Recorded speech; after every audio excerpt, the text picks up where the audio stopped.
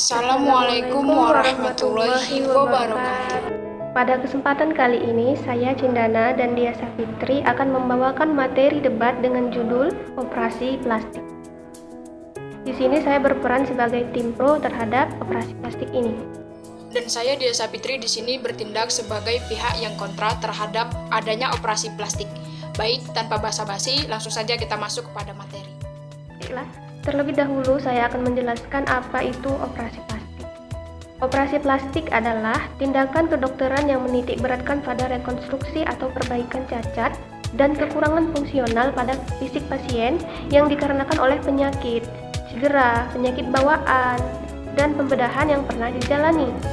Tujuan utamanya adalah untuk mengembalikan fungsi kulit, tengkorak, struktur rahang wajah, sistem otot tulang belakang, payudara, kaki, tangan, dan alat kelamin melalui sebuah bedah perbaikan. Banyak orang yang merasa mempunyai ketidaksempurnaan fisik membuat masyarakat, terutama wanita, merasa butuh untuk melakukan operasi plastik ini. Adapun manfaat atau keuntungan yang didapat oleh pasien operasi plastik adalah yang pertama, meningkatnya rasa percaya diri. Sebagian besar wanita pasti setuju bahwa operasi plastik ini mampu meningkatkan percaya diri sebab mereka merasa lebih cantik.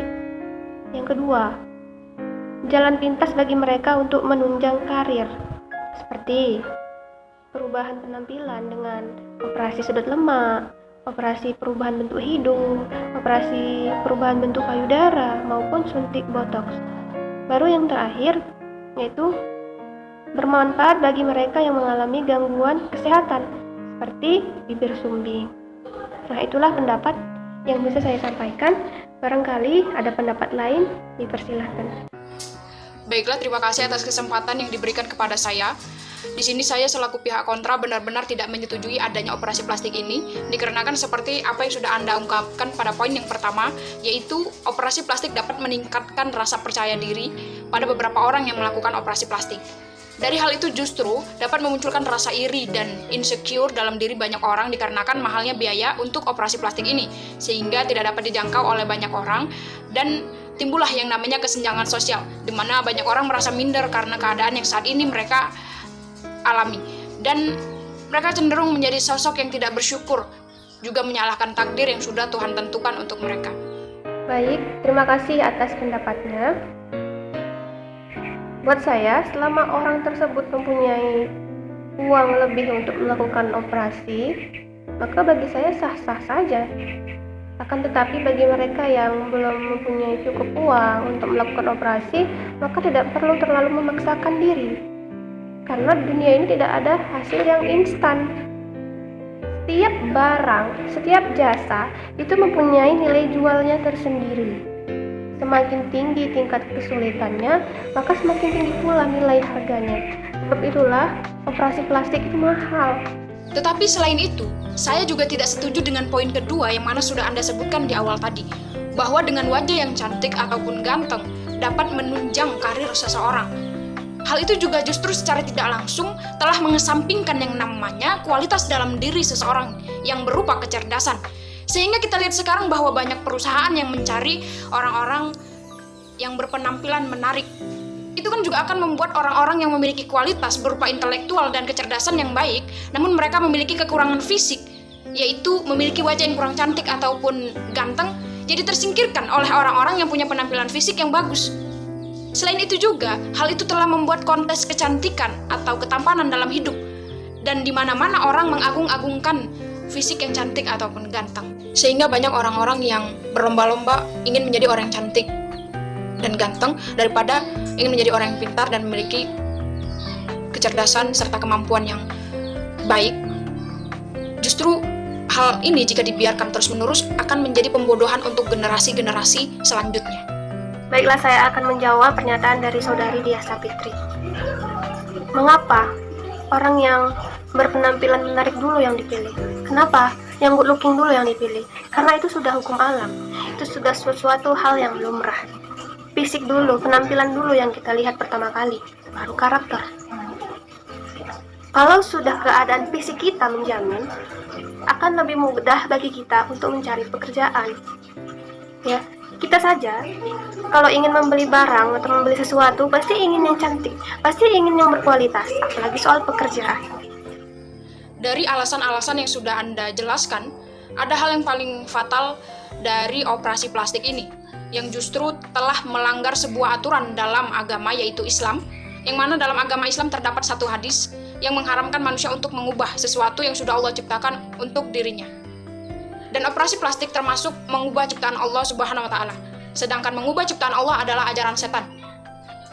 Allah berfirman dalam surah An-Nisa ayat 119 yang artinya, "Dan aku suruh mereka mengubah ciptaan Allah, lalu benar-benar mereka mengubahnya." Allah juga melaknat orang yang mengubah ciptaannya, sebagaimana yang termaktub dalam hadis riwayat Imam Muslim. Allah telah melaknat, mengutuk orang-orang yang membuat tato dan orang yang minta dibuat tato, orang yang mencabut bulu mata dan orang yang minta dicabut bulu matanya, dan orang-orang yang meregangkan gigi demi kecantikan yang merubah ciptaan Allah. Hadis riwayat Muslim.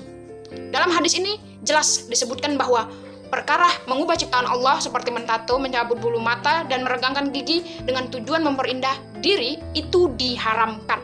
Jadi apa yang sudah Anda jelaskan sebelumnya adalah benar. Tapi dalam Islam ada operasi yang diperbolehkan. Misalnya operasi untuk menghilangkan cacat atau aib, seperti operasi bibir sumbing, operasi rekonstruksi wajah setelah kecelakaan, dan lain-lain. Hukumnya boleh. Dalilnya apa? Dalilnya adalah kisah sahabat Urfujah bin As'ad radhiyallahu anhu yang menggunakan emas untuk memperbaiki hidungnya, padahal emas haram bagi laki-laki. Hidungnya terkena senjata pada peristiwa perang Al-Kulab di zaman jahiliyah. Kemudian beliau tambal dengan perak, namun hidungnya malah membusuk. Kemudian Nabi Shallallahu Alaihi Wasallam memerintahkannya untuk menggunakan tambal hidung dari emas. Hadis riwayat An-Nasai nomor 5161 dan Abu Daud nomor 4232. Jadi jelas ya, ada operasi yang boleh dilakukan, ada yang memang haram dilakukan. Kalau yang haram itu apabila kita memang sengaja merubah fisik kita yang sudah bagus menjadi berbeda atau lebih baik lagi, berarti mengubah ciptaan Allah, itu memang tidak boleh dilakukan ya.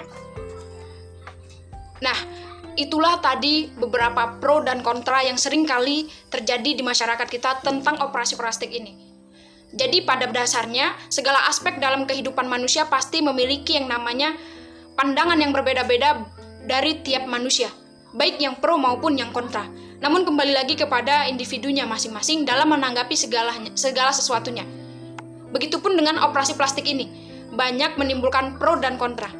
Buang hal-hal yang sifatnya negatif dan ambil sisi positifnya.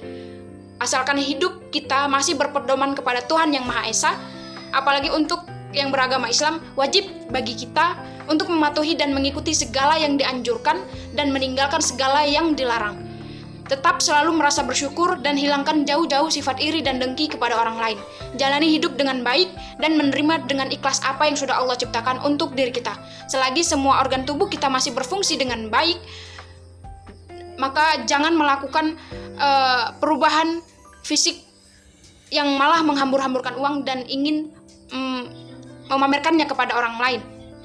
Alangkah baiknya jika kita melakukan perubahan yang akan membawa manfaat bagi diri kita dan orang lain di masa depan, seperti menghabiskan uang untuk bersedekah kepada orang-orang yang membutuhkan dan memperbaiki ilmu agama kita agar semakin meningkat ketakwaan kita kepada Tuhan Yang Maha Esa. Sekarang juga banyak kita lihat orang-orang ikut berdonasi untuk operasi plastik bagi anak-anak yang lahir dengan kecacatan fisik, seperti bibir sumbing, kebutaan pada matanya, bentuk hidung yang tidak sempurna, agar itu semua dapat berfungsi dengan baik. Hal ini justru lebih baik daripada kita terus-terusan menghabiskan uang untuk operasi plastik demi kecantikan yang tiada batasnya, yang mana ada efek samping yang bisa memperburuk bentuk fisik kita.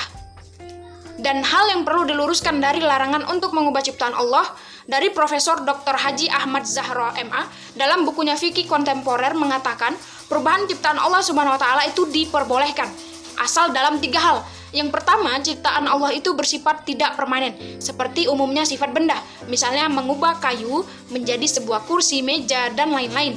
Yang kedua, ciptaan Allah itu bersifat permanen, tetapi bisa mengalami pengubahan atau tidak permanen, atau suatu ketika bisa kembali seperti semula.